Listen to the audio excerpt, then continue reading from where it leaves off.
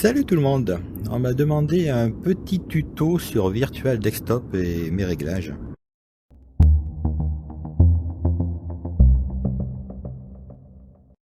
Alors pour commencer, Virtual Desktop est un logiciel qui permet d'utiliser le casque avec un PC compatible avec la VR. Ça permet de l'utiliser sans câble, en Wi-Fi. Alors pour ça, il faut avoir un routeur de qualité qui transmet du Wi-Fi 5 GHz, de préférence donc en Wi-Fi 6. Il faut que le PC soit relié à ce routeur ou à cette box par un câble Ethernet de qualité aussi.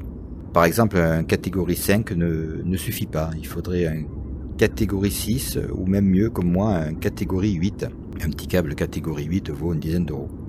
On relie le PC par câble à la box ou au routeur auquel est relié le casque. Il ne faut pas relier le PC par câble à la box par exemple, relier la box à un routeur par un autre câble et connecter le casque au routeur. Il faut que le PC soit relié à l'appareil qui va transmettre le Wi-Fi.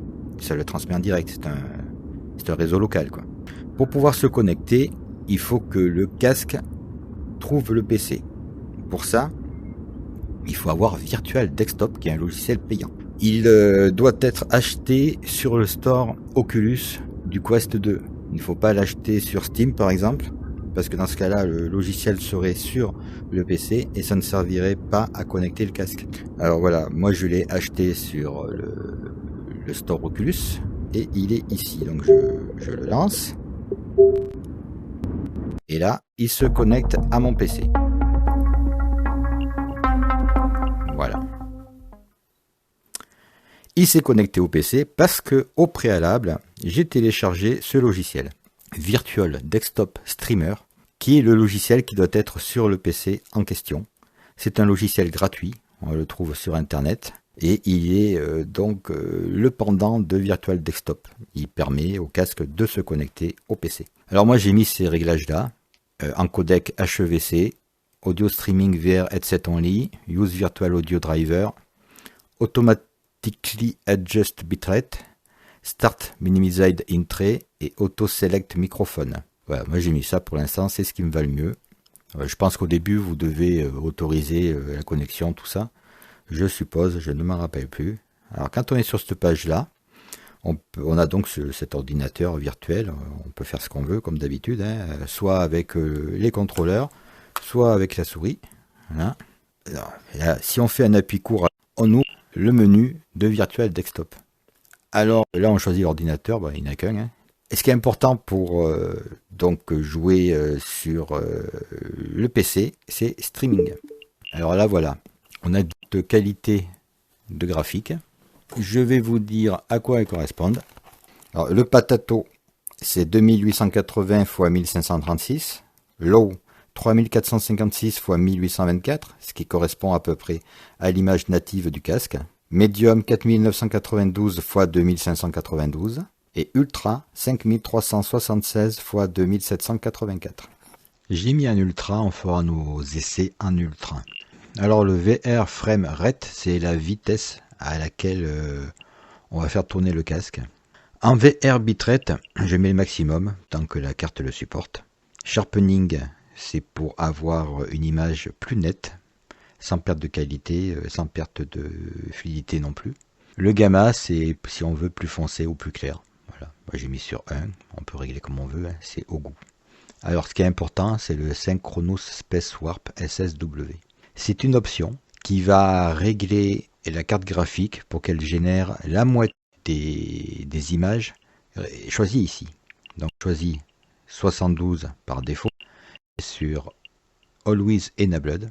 La carte graphique va générer 36 vraies images et le SSW va en créer 36 intermédiaires. Ce ne seront pas des vraies images, ce seront juste des intermédiaires. La carte graphique ainsi a moins de mal et ça reste fluide, mais c'est de moins bonne qualité que si il fait le vrai bon nombre d'images. Donc là, par exemple, si le jeu le permet, il vaut mieux tourner à 60 images par seconde sur 10 tablettes. Sur un jeu comme Microsoft Flight Simulator 2020 où la carte arrive à peine à faire 37-38 images par seconde. Je mets Always Enabled. Slide Set Encoding et Video Buffering, c'est pour avoir de meilleures images. Increase Color Vibrance pour rendre les couleurs plus vives. Avec ça, sur les jeux comme X-Plane 11 qui sont très pâles, on a au moins une belle image. Et là, c'est pour augmenter le contraste. Le Show Performance Overlay, c'est donc un HUD qui va apparaître ici en dessous. J'ai posé les contrôleurs. Quand on pose les contrôleurs, on peut utiliser la souris à la place. Donc là, par exemple, je pourrais lancer Steam et lancer mes jeux à partir de la bibliothèque. On peut aussi les lancer directement avec SteamVR. Donc là, je fais Launch SteamVR. Alors, on se retrouve dans SteamVR comme d'habitude.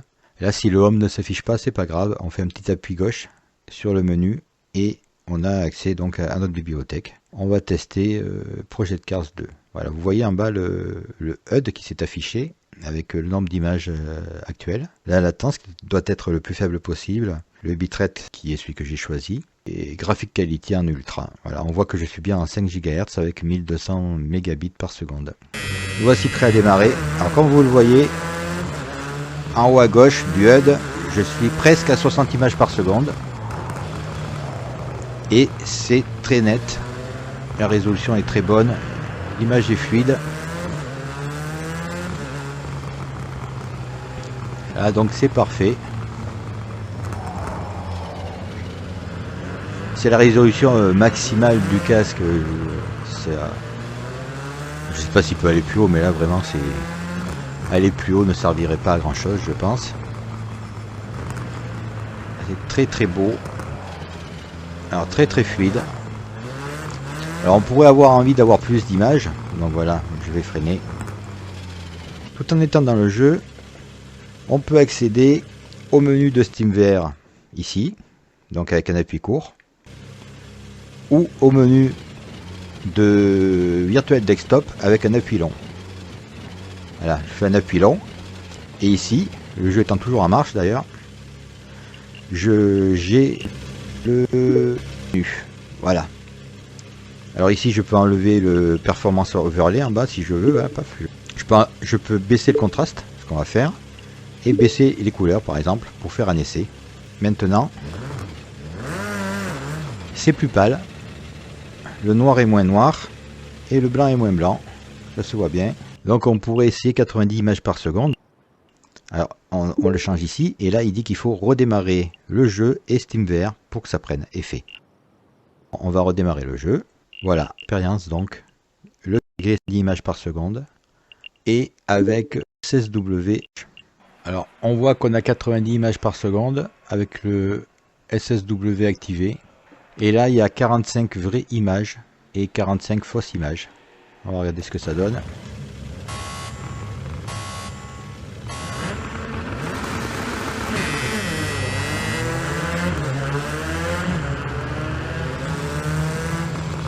Alors c'est moins beau. Voilà, je sais pas si vous le voyez, mais les véhicules en mouvement sont plus flous.